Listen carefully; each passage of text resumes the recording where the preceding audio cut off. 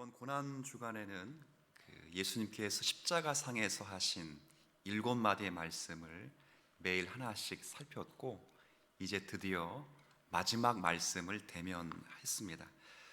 이 마지막 말씀은 예수님께서 숨을 거두시기 직전에 하신 말씀입니다. 아버지 손에 부탁하나이다, 부탁하시는 말씀을 하셨어요. 아들이 아버지에게 어떤 일을 부탁하는 것은 이 세상사에서 지극히 당연한 것 같아요. 정확히 목요일 새벽이었던 것 같은데, 잠깐 이제 환복을 하기 위해서 집에 올라갔는데, 이 막내 아들이 얼굴이 심각하고 좀 이렇게 굳어 있어요. 그래서 저한테 부탁을 하는 거예요. 아빠, 설교 좀 짧게 하라고.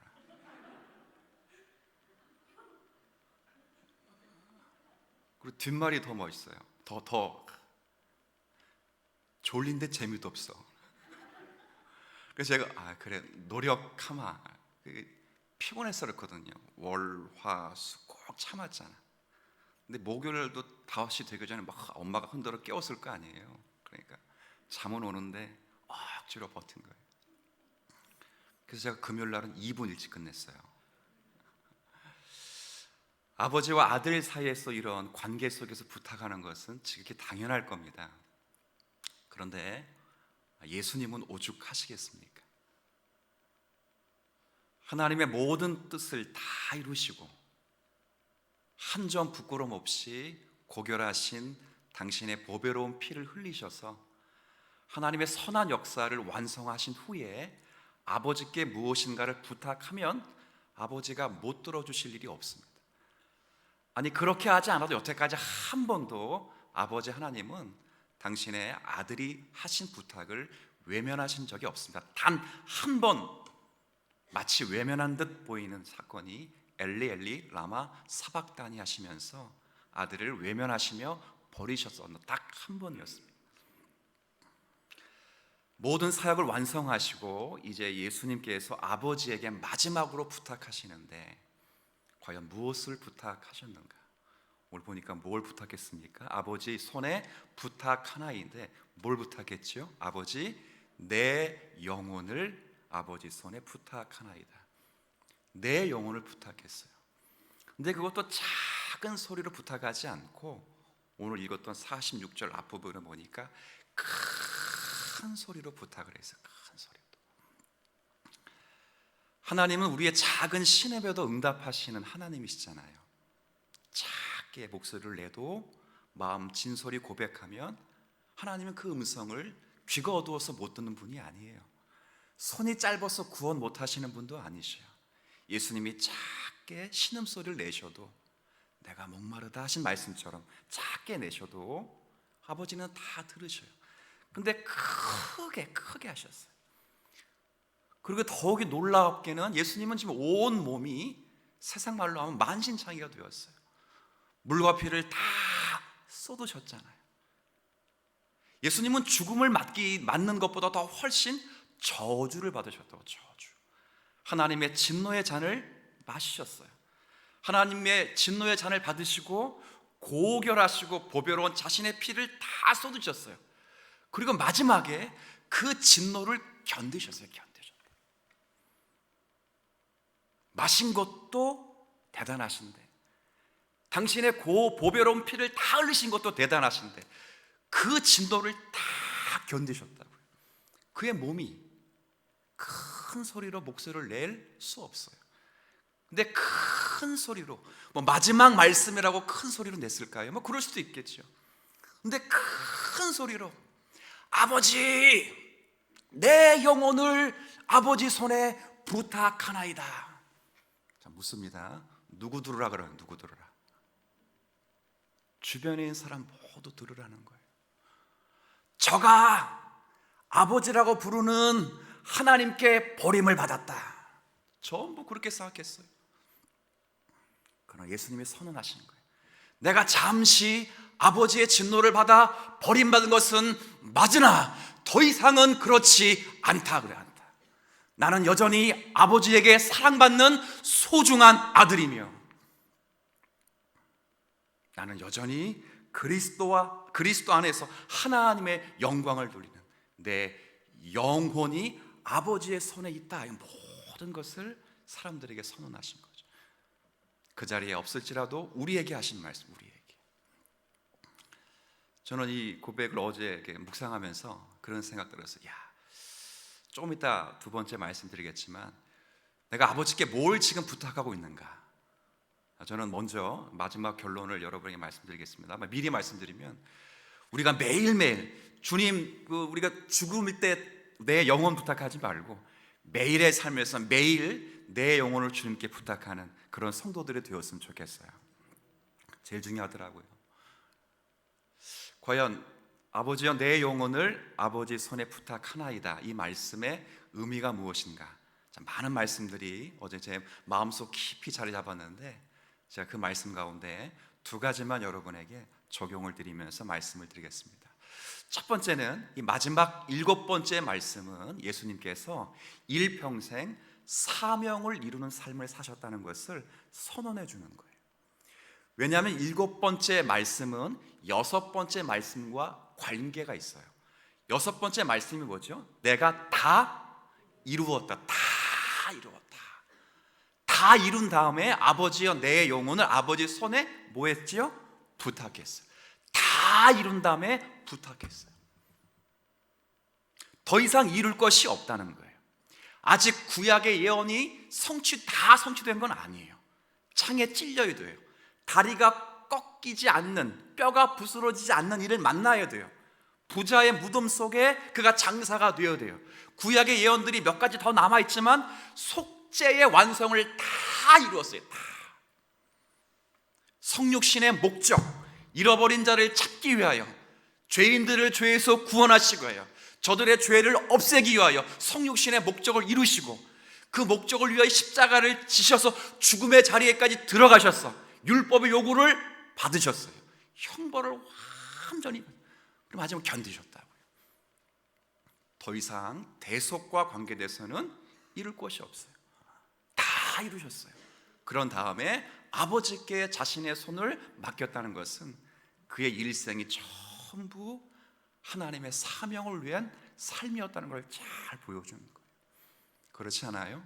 그런 마음을 갖고 공간복음을 다시 읽어보면 예수님의 어머니 마리아와 요셉이 12살 된 그 아들 소년 예수를 데리고 6월절인가 지키고 위해 6월절이죠. 예루살렘을 방문했지 않습니까? 근데 아들이 없어진 거예요. 사방을 다 집에 가는데 없어져서 사방을 다 찾았는데 어디서 발견했어요? 예루살렘 성전에서 발견했어요. 그때 예수님이 부모님에게 뭐라 말씀하셨습니까? 내가 내 아버지 집에 있어야 할 것을 아직도 모르십니까? 전부 12살부터 하나님 아버지의 그 뜻을 가지고 살았어요. 공생애를 시작할 때 40일 금식하시고 정말 줄이셨어요. 예수님은 하나님이시기 때문에 배가 안 고프셨겠지. 마태복음을 보세요. 줄이셨어요. 이거는 배고프다는 말이 아니에요. 줄였다는 건 정말 죽겠다는 거예요. 예수님이 정말 배고파 죽을 지경이었어요.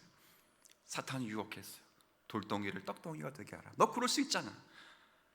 네가 정말 하나님의 아들이라면, 그렇죠? 충분히 그럴 수 있죠. 그때 예수님이 배가 고프셨음에도 불구하고 뭐라고 말씀했습니까? 신명기의 말씀을 잘 기억하시면서 사람이 떡으로만 살 것이 아니라 하나님 입에서 나오는 모든 말씀으로 살 것이다. 그렇죠? 기적적인 일을 배설하고 좋은 복음의 내용을 가르쳤는데 사람들이 믿지 않아. 그때 예수님 뭐라고 말씀하셨습니까? 천지의 주제이신 아버지여, 이것들을 지혜롭고 슬기롭는 자들에게는 숨기시고 어린아이에게 나타내심을 감사하나이다. 하나님이 저들을 맡고 계신다는 사실에 순종했어요. 순종. 저들이 내게 돌을 던지는데도, 저들이 내게 냉소적인 표현을 표현하는데도 아버지 뜻이 아니면 멈췄다고요. 고통의 절정의 십자가에서도 예수님은 하나님의 사명을 끝까지 생각했어요. 제가 고난주간 7원 묵상하면서 시편 메시아 예언 가운데 31편, 34편 그리고 69편을 정독했어요. 너무 은혜를 받았어요. 전부 다윗의 시예요. 다윗이 고통받은 그 시에서 토로한 건데 이 31편, 34편, 69편을 예수님의 가상 7원 가운데 언급을 다 하셔. 다윗이 뭐 본인이 메시아가 앞으로 받을 고난을 내가 받고 있다 이렇게 생각했겠어요? 정말 다윗은 죽을 지경이에요. 죽을 지경. 누가 주석에 보니까 그러더라고요. 다윗이 왜 단명했는가? 다윗이 70세까지 살았어요. 모세는 120세, 여호수아는 110세. 그럼 후대로 가면 더 오래 살아야 되잖아요. 근데 다윗은 70세 단명했다고요. 그게 뭐예요? 전부 고난을 너무 받아가지고. 그러는 중에 이미 성경의 말씀이 이루어진 줄 아시고 성경을 이루기 위하여 내가 목마르다 또 말씀하셨어요. 시편과 관계돼서 구약과 관계돼서 자신과 관계된 예언들을 꼼꼼히 십자가에서 그 고통 속에서도 십자가에서 꼼꼼히 기억하시고 그 말씀을 이루시기 위해 정말 애썼어요. 그렇게 아픈데도 하나님이 내게 이루시고자 하시는 그 사명을 끊임없이 생각하셨다 그 말이에요. 저는 이 말씀을 읽으면서 어제 이런 생각이 들었어요. 그래, 내가 십자가 곁에 있는 삶, 십자가 따르는 삶, 이거 다른 거 아니구나. 사명을 따라 살아가는 거야. 사명. 이런 삶이로구나. 그렇죠? 사명을 이루는 삶. 이런 사람의 가정의 남편이 되면, 이런 사람의 가정의 아내가 되면, 이런 사람의 가정의 부모가 되면 그 가정은 정말 행복하지 않겠어요? 사명을 이루는 사람이 리더가 되고 정말 정치인이 되고 경쟁이 되면 그 사회는 밝지 않겠어요? 제가 언젠간 이야기 드렸죠. 직업도 소명이라 했어요. 소명. 당시 중세에 사제들만 소명받았다 이렇게 말할 때 마틴 루터라는 분이 그 전에도 수없이 많은 분들이 그런 얘기를 했겠지만 마틴 루터라는 분이 사제들만 소명받은 것이 아니라 모든 사람들이 다 소명을 받았다. 그리고 직업이 소명이다. 직장을 출근하시고 여러분 삶을 살아가면서 이 직장이 한 번만 따라해 볼게요. 사역지다. 사역지. 돈 버는 수단이 아니라고요. 하나님의 사역자, 사명을 이루는 거예요. 사명. 직장을 통해서 종교개혁자들처럼 거룩함을 도모하는 곳이에요. 직장에서 복음 전도도처럼 직장은 복음 전하는 곳이에요. 사역지에 사역지. 가끔 이제 목사님들 만나면 제가 그분들보다는 조금 젊잖아요. 그러니까 저에게 사역자들을 많이 소개시켜달래요. 부사역자들. 근데 문제 있는 교회도 있어요. 부임하면 1년 만에 다 나가. 그러면 제가 볼 때는 그건 부사역자의 문제가 아니라 조금 거시기하지만 그 교회 문제야 사실. 근데 그분들 말 정말 들어보면 정말 그 말씀이 맞다면 참 문제가 많은 거예요. 사역자들이 교회를 사역지로 생각하지 않고 그냥 아르바이트 하러 오는 거예요. 와서 그냥 자기가 못 맡겠으면 나 그 일하러 온 거 아니라고 막 금방 때려친다는 거예요. 쥐꼬리만한 거 월급 주고 뭐 이런 마음을 갖고 있다는 거예요. 그래서 제가 난 그래서 그런 얘기 들을 때 우리 교회 사역자들 너무 감사해요. 너무 감사해요. 야 정말 그 뭐 많이 월급 주는 것도 아니잖아요. 근데 저렇게 충성하고 제가 왜 우리 사역자들 존경하고 사랑합니까? 정말 성실해요. 제가 왜 게으르지 않아요? 나보다 더 부지런해. 새벽 예배 5시 있잖아요. 전 4시 일어나. 근데 이분들은 3시 반에 일어나는 것 같아. 제가 씻으려고 나오면 벌써 히터가 틀어져 있거나 불이 켜져 있어.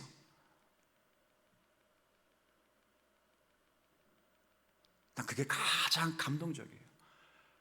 예수님께서 평생을 사시면서 사명을 이루며 살았던 것처럼 고난주간 한 주간 끝나고 나면 내가 십자가 곁에서 주님을 따르겠다고 말씀하시면 여러분이 살아가는 모든 삶 속에서 내가 주의 뜻, 하나님의 뜻을 이루며 살겠다 그렇게 다짐하실 수 있는 성도들이 되었으면 좋겠습니다. 제가 또 하나 두 번째로 여러분에게 부탁드리고 싶은 것은 첫 번째가 예수님의 삶이 사명을 이루는 일평생의 삶이었다면 이 7번째 말씀을 통해서 우리에게 가르쳐주고 싶은 것은 우리에게 영원히 안전한 곳이 있다는 것을 우리에게 가르쳐 주는 것 같아요. 자, 예수님 말씀 생각해 보세요. 내 영혼을 이렇게 말했으니까 일단 영혼이 있다는 거예요, 없다는 거예요? 있다는 거예요. 영혼이 있다는 생각을 하셔야 돼요. 그리고 아버지 손에 부탁하나이다. 그럼 영혼이 어디에 있어야 가장 안전한 거예요? 그렇죠? 영혼이 있다는 것과 그 영혼이 안전히 있어야 될 곳이 어딘지를 분명히 말씀해 주는 거예요. 이 말씀을 여러분에게 한번 적용해 좀 보도록 할까요?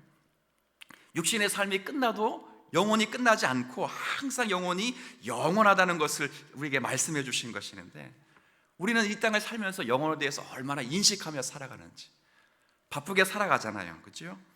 육신을 의식하며 살아가는 동안에 우리가 영혼에 대해서 관심을 갖지 못할 때가 참 많아요. 장례식 같은 데 가도 육신을 잃은 슬픔에 대해서는 눈물을 흘리지만 그 영혼이 어디에 갔는지는 관심 없어. 그런 경우가 참 많아요. 제가 지난 주 중에 참 오랜만에 만나는 성도님을 만났어요. 우리 교회 성도님은 아니었어요. 우리 교회 한 어르신 성도님의 자녀분들이에요. 이분은 우리나라에 계신 분이 아니고 외국에 계시는데 비행기끼리 막혀가지고 2년 6개월에 마다 나왔어요. 그러니까 1년에 4번씩 나와, 4번씩. 사업 때문에 어쩔 수 없이 외국에 사시지만 홀로 계신 어머니를 항상 걱정해서 1년에 먼데도 4번씩 나오셔요. 그러니까 2년 6개월을 못 나왔으니까 10번을 나올 걸 못 나온 거예요. 4월 1일 날 비행기끼리 열렸어요. 그래서 그냥 그때 티켓팅 해가지고 바로 날라왔어요. 그 며느리 아들이 찾아왔어요.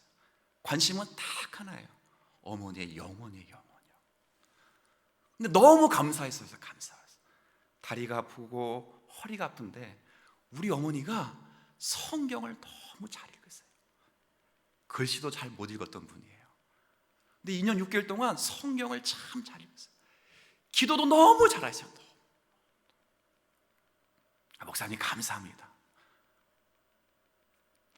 야, 그 부모, 그 며느리와 그 아들은 그 어머니의 영혼에 대해서 끊임없이 관심을 갖는 거예요.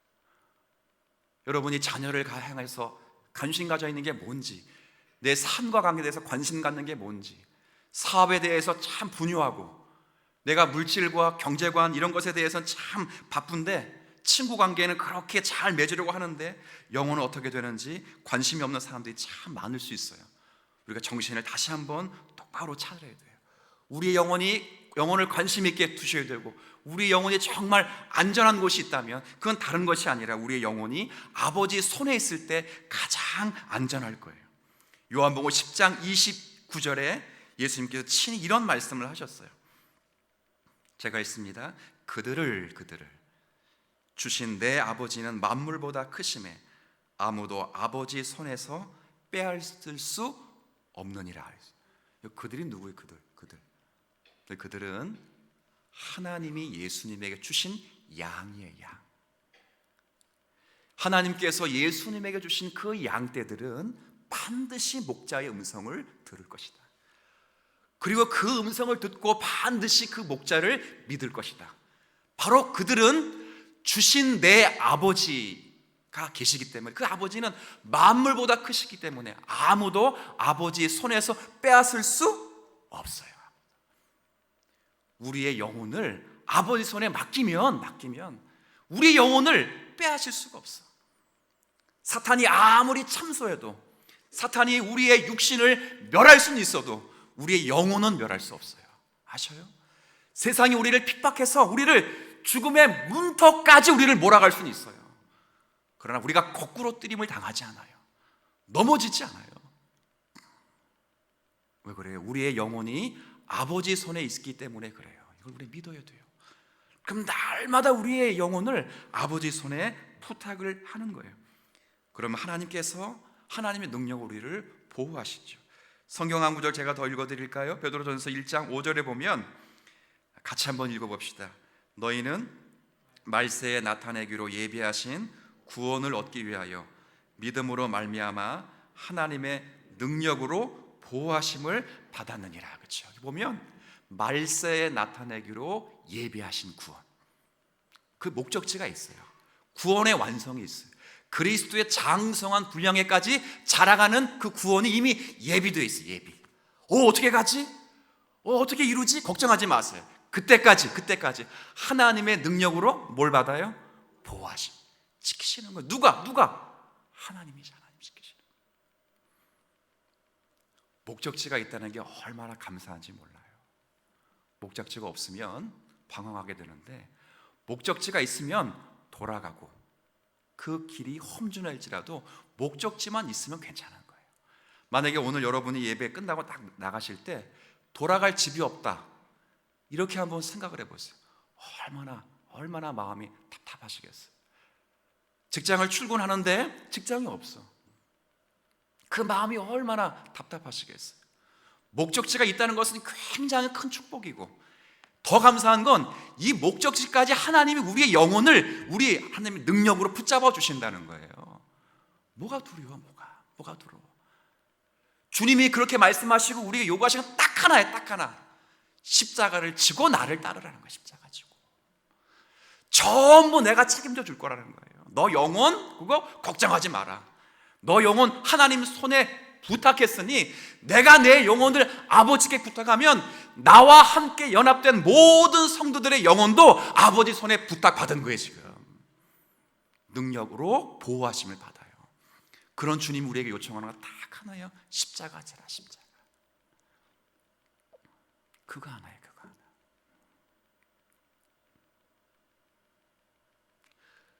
번영신학이 팽만한 가운데 십자가지라는 얘기를 잘 안 하죠, 사실은. 저도 언젠간 이야기해드렸지만 여러분들에게 이런 기도 한 적 없어요. 주님 사랑교회 성도들 고난받게 해주십시오. 한 번도 그렇게 기도한 적 없어요. 우리 주님 사랑교회 성도들 잘 먹고 잘 살고 영혼이 잘 되고 범사가 잘 되는 은혜를 주세요, 이런 기도를 했지, 주님 저 권사님 고난받게 해주세요, 십자가의 흔적이 나타나게 해주세요, 그런 기도 한 번도 안 했어. 근데 주님은 거꾸로 우리 주님 사랑교회 아버지 주님 사랑교회 성도들이 잘 먹고 잘 살서 이런 기도 딱 한 번도 안 해요. 주님 아버지 주님 사랑교회 성도들 고난의 길을 걷게 하옵소서. 너희가 그리스도와 함께 영광을 받기 위해서 그리스도와 함께 고난도 받을지어다 라고 말했거든요.